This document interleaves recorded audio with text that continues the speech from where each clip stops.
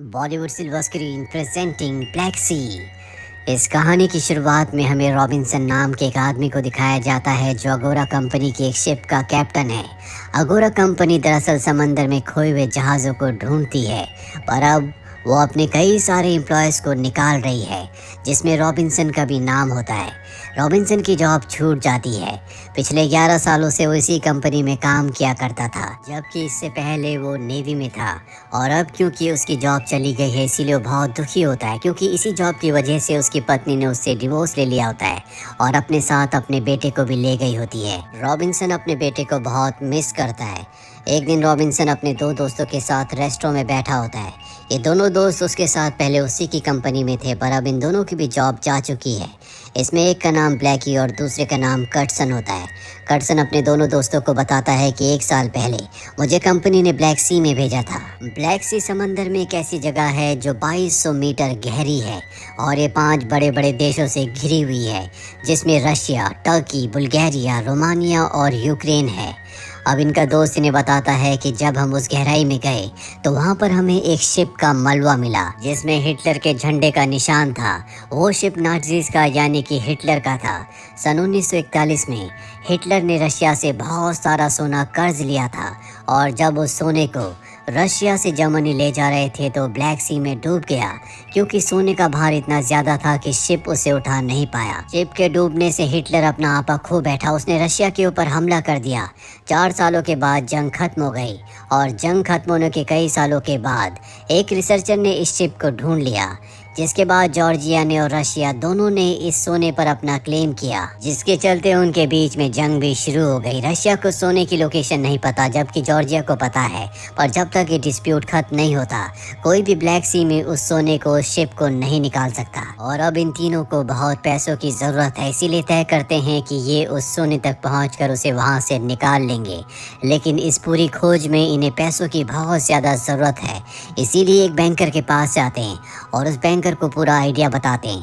Banker कहता है, ठीक है, मैं इस काम में इन्वेस्ट करूंगा, लेकिन जितना भी सोना तुम्हें मिलेगा उसका 40% मैं लूंगा। ये उसकी शर्त मान जाते हैं। पर ब्लैक सी के सफ़र पर जाने से पहले इनका दोस्त कर्टसन, जिसने इन्हें सोने के बारे में बताया था, डिप्रेशन की वजह से उसकी मृत्यु हो जाती है। और अब ये एक पुराने सबमरीन को खरीदते हैं, क्योंकि बिना सबमरीन के समंदर के नीचे उस शिप तक नहीं पहुंच सकते जहां पर वो सोना है। अब ये अपने शिप को पूरी तरह से ठीक कर लेते हैं, जिसके बाद ये 12 लोगों की टीम बनाते हैं, जिसमें 6 रशियंस होते हैं, क्योंकि ब्लैक सी के जिस हिस्से में सोना है वो रशियन टेरिटरी में आता है। और कभी इनका रशियन से सामना हुआ तो इनके वो 6 साथी जो रशियन जानते हैं, वो उनसे बात करके इन्हें मुसीबत से बचा सकते हैं। दरअसल रॉबिन्सन का साथी ब्लैकी वो खुद भी एक रशियन है, और उसी ने सबमरीन को खरीदने में और जो 6 रशियन लोग हैं उन्हें हायर करने में रॉबिन्सन की मदद की होती है। ये सब के सब अपने सफ़र पर अब निकल पड़ते हैं। रॉबिन्सन आसमान की तरफ देखता है और इसके बाद उस सबमरीन के अंदर आकर उसके डोर को बंद कर देता है, और अब इनका सबमरीन पूरा का पूरा समंदर के अंदर चला जाता है। यहाँ पर हर एक आदमी अपना अपना काम संभाल लेता है। दरअसल इस सबमरीन को चलाने के लिए कई लोगों की ज़रूरत है, इसीलिए इन्होंने एक बड़ी टीम को बनाया होता है।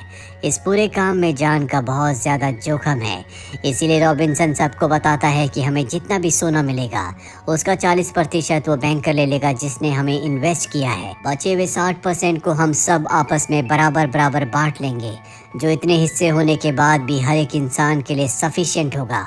इतना सोना मिलने के बाद हर एक इंसान बहुत अमीर हो जाएगा। यहाँ पर जितने भी लोग होते हैं वो सब के सब अपने काम में बहुत प्रोफेशनल है। यहाँ पर बैंकर का एक आदमी डैनियल भी होता है, जो कैप्टन रॉबिन्सन से कहता है कि तुम्हें बात सबको नहीं कहनी चाहिए थी। हो सकता है कि कुछ लोग मिलकर किसी को मार दे ताकि उनका हिस्सा बढ़ जाए, पर कैप्टन रॉबिन्सन को ऐसा नहीं लगता। अभी लगातार आगे बढ़ते चले जाते हैं, ब्लैक सी में एंटर कर जाते हैं और उस हिस्से में पहुंच जाते हैं जो कि रशिया के अंडर आता है। तभी वहां से रशिया का एक डिस्ट्रॉय शिप गुजरता है।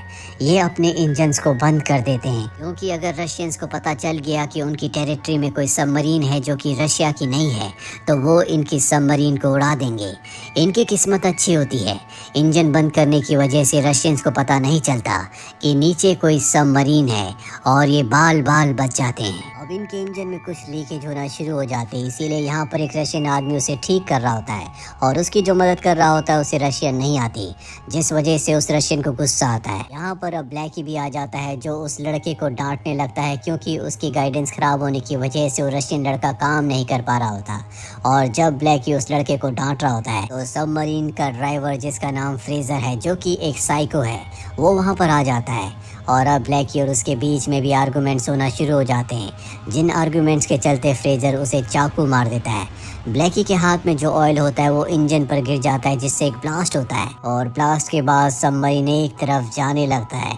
ब्लास्ट से पूरा का पूरा सबमरीन हिल गया होता है, जिससे सब लोग बहुत जख्मी हो जाते हैं।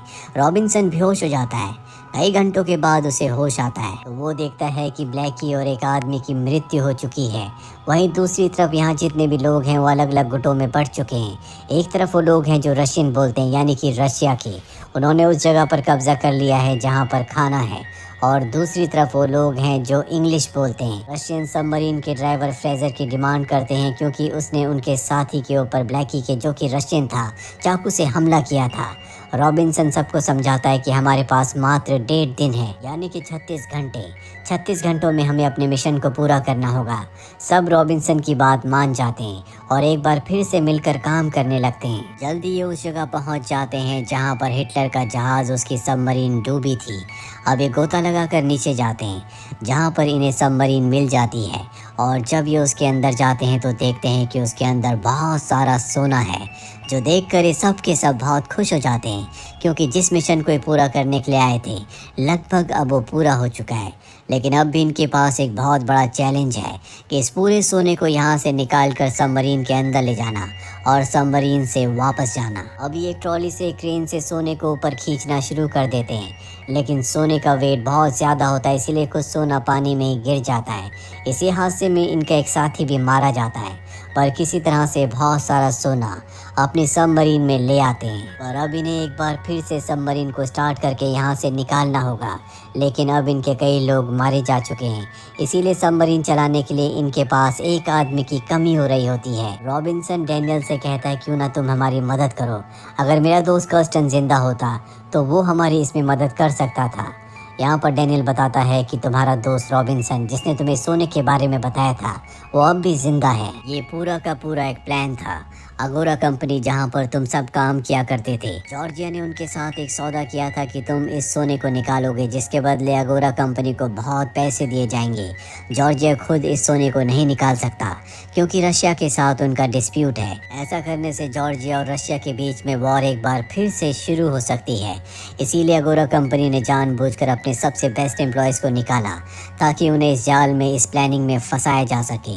और अब रॉबिन्सन को समझ में आ जाता है ये सब की सब अगोरा कंपनी की चाल है, इसीलिए यहाँ सबको डैनियल पर गुस्सा आता है, उसे मारना चाहते हैं, पर रॉबिन्सन सबको मना करता है और उसे कमरे में बंद कर देता है, जिसके बाद ये तय करते हैं कि ये इस पनडुब्बी सबमरीन को दूसरे हिस्से में, दूसरे देश की सीमा में ले जाएंगे, जहाँ पर न जॉर्जिया और न ही अगोरा कंपनी के लोग दाखिल हो सकते हैं। ये सबमरीन को टर्की की तरफ ले जाते हैं, पर अब यहाँ से आगे का रास्ता बहुत ज़्यादा संकरा होता है, जिसकी चौड़ाई मात्र 100 मीटर है, जो कि सबमरीन के लिए बहुत कम है। और यहाँ पर एक रशियन मैकेनिक होता है जो सबको यकीन दिलाता है कि वो यहाँ से सबमरीन को निकाल सकता है, पर सबमरीन का ड्राइवर, जिसका नाम फ्रेशर है, वो कहता है ऐसा नहीं हो सकता, हमें सबमरीन को सतह पर ले जाना होगा।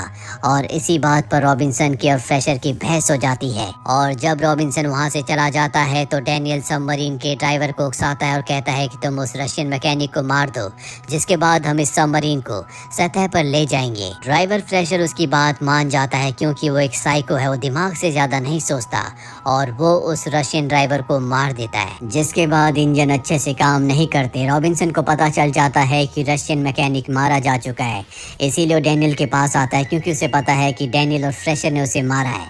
वो इन दोनों को मार देता है और अब एक और रशियन को दिखाया जाता है जो इंजन को ठीक करने की कोशिश कर रहा होता है, पर तभी एक ब्लास्ट होता है, जिस ब्लास्ट के बाद सबमरीन के अंदर पानी आना शुरू हो जाता है। ये पानी इतना तेज होता है कि इसे कोई नहीं रोक सकता। रॉबिन्सन 3 सेफ्टी सूट निकालता है जिससे ये ऊपर सतह पर जा सकते हैं। रॉबिन्सन अपने दोनों साथियों को, जिसमें एक रशियन और एक ब्रिटिशर होता है, उन्हें वो सेफ्टी सूट्स देता है और कहता है कि तुम इन सेफ्टी सूट्स को पहन लो, जिसके बाद मैं लीवर खींचूंगा और तुम दोनों के दोनों बाहर निकल जाना। पानी की सतह पर तुम जल्दी पहुंच जाओगे। ब्रिटिश लड़का कहता है कि तुम्हारा क्या होगा। रॉबिन्सन कहता है कि इसमें एक सेफ्टी ट्यूब है, वहां से मैं भी तुम तक पहुंच जाऊंगा।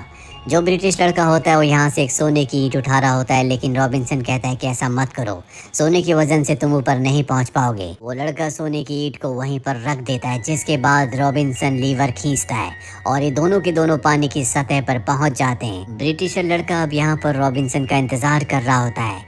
रशियन उसे बताता है कि वो कभी नहीं आएगा, क्योंकि सबमरीन में ऐसी कोई भी सेफ्टी ट्यूब नहीं होती जहाँ से बाहर निकला जा सके। अगर किसी को निकालना है तो लीवर खींचने के लिए किसी को अंदर रहना पड़ेगा। सबमरीन के अंदर हमें रॉबिन्सन को दिखाया जाता है, जिसे पता है कि उसकी ज़िंदगी का अंत आ चुका है और अपनी ज़िंदगी के आखिरी पलों में वो अपनी पत्नी और अपने बेटे को याद करता है। और इसी के साथ ये फिल्म, ये कहानी यहीं पर ख़त्म हो जाती है। उम्मीद करते हैं कि ये कहानी आपको पसंद आई होगी।